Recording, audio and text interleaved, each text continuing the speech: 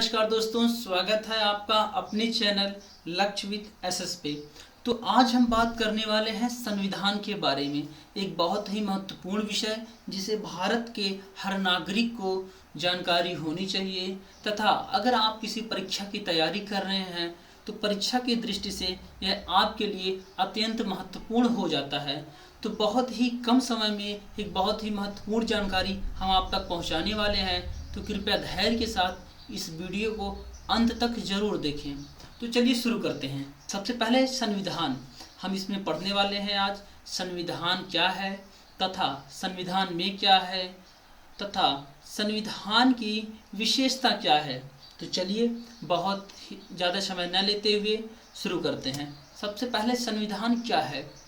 तो संविधान वह लिखित दस्तावेज है जिसके द्वारा सरकार संचालित की जाती है, या यूँ कहें भारत का सर्वोच्च विधान ही भारत का संविधान है, जो संविधान सभा द्वारा 26 नवंबर 1949 को पारित हुआ तथा 26 जनवरी 1950 से प्रभावित हुआ। यह दिन अर्थात 26 नवंबर भारत के संविधान दिवस के रूप में घोषित किया गया है, जबकि 26 जनवरी का दिन भारत में गणतंत्र दिवस के रूप में मनाया जाता है। भारतीय संविधान दुनिया का सबसे बृहद तथा लिखित संविधान है, जिसमें लगभग 80,000 शब्द हैं।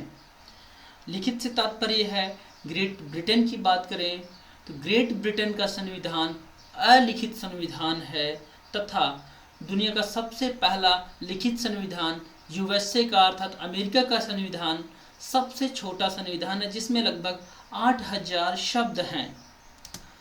हमारे संविधान निर्माताओं ने हमारे देश के संविधान का निर्माण करने के लिए लगभग 60 से अधिक देशों के संविधान का अध्ययन किया। तो चलिए अब हम जानते हैं कि हमारे संविधान में है क्या।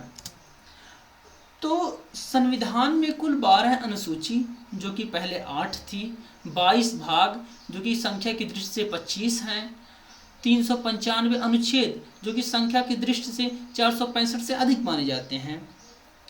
तो चलिए अब हम समझते हैं कि संविधान की विशेषता क्या है, भारतीय संविधान की क्या विशेषता है। तो अगर भारतीय संविधान की हम विशेषता की बात करें तो भारत का संविधान सबसे विशाल और विस्तृत संविधान है तथा यह लिखित संविधान है। भारत के संविधान में हम संपन्न समाजवादी पंथ निरपेक्ष लोकतांत्रिक गणराज्य की भावना को परिभाषित करने वाला संविधान है तथा संसदीय शासन प्रणाली की बात कही गई है। मूल अधिकार हैं नागरिकों के, हमारे संविधान में नागरिकों के मूल अधिकार दिए गए हैं, नागरिकों के मूल कर्तव्य दिए गए हैं तथा नीति निर्देशक तत्वों की बात हुई है। राज्यों के क्या नीति निर्देशक तत्व होंगे। स्वतंत्र न्यायपालिका सबसे महत्वपूर्ण, भारत की न्यायपालिका जो है वो स्वतंत्र न्यायपालिका है तथा लचीला तथा कठोरतम का अनूठा मिश्रण, अर्थात यूँ समझें नम्यता और अनम्यता का अनूठा मिश्रण। अगर हम भारतीय संविधान में संशोधन की बात करें तो भारतीय संविधान के कुछ संशोधन ऐसे हैं जो साधारण बहुमत से हो जाएंगे तथा कुछ संशोधन ऐसे हैं जिनके लिए विशेष बहुमत की आवश्यकता पड़ेगी, तथा अगर हम कुछ संशोधन की बात करें तो ऐसे हैं जिन्हें विशेष बहुमत के साथ साथ राज्यों का सहमति भी चाहिए, राज्यों की भी सहमति की आवश्यकता पड़ती है, जैसे जीएसटी हो गया। तो इन सभी के बारे में हम अगले वीडियोस में विस्तृत अध्ययन करेंगे। अभी यह एक छोटा सा उदाहरण था। तथा भारतीय संविधान की विशेषता यह है कि यह केंद्राभिमुख संविधान है, अर्थात केंद्र ज़्यादा शक्तिशाली है तथा एकल नागरिकता की बात हमारे संविधान में कही गई है। हमारे संविधान में संकटकालीन प्रावधान है, जैसे अनुच्छेद 352, अनुच्छेद 356 तथा अनुच्छेद 360 वित्तीय आपातकाल। ठीक है।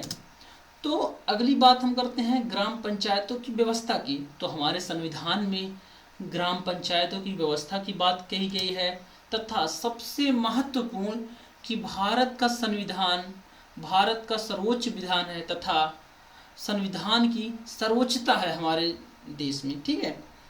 तो अगली वीडियोस में हम बात करने वाले हैं कि भारतीय संविधान के स्रोत क्या हैं, कौन सा कहाँ से लिया गया है, कौन सी अनुसूची कहाँ से ली गई है, तथा नीति निर्देशक तत्व कहाँ से लिए गए हैं, प्रस्तावना की भाषा कहाँ से ली गई है, समवर्ती सूची कहाँ से ली गई है, मौलिक अधिकार कहाँ से लिए गए हैं, उद्देशिका का प्रचार कहाँ से लिया गया है, आपातकालीन उपबंध कहाँ से लिए गए हैं, संसदीय शासन प्रणाली कहाँ से लिए गए। तो इस सब वीडियो के बाद इन सब के बारे में हम अगले वीडियोज़ में अध्ययन करेंगे।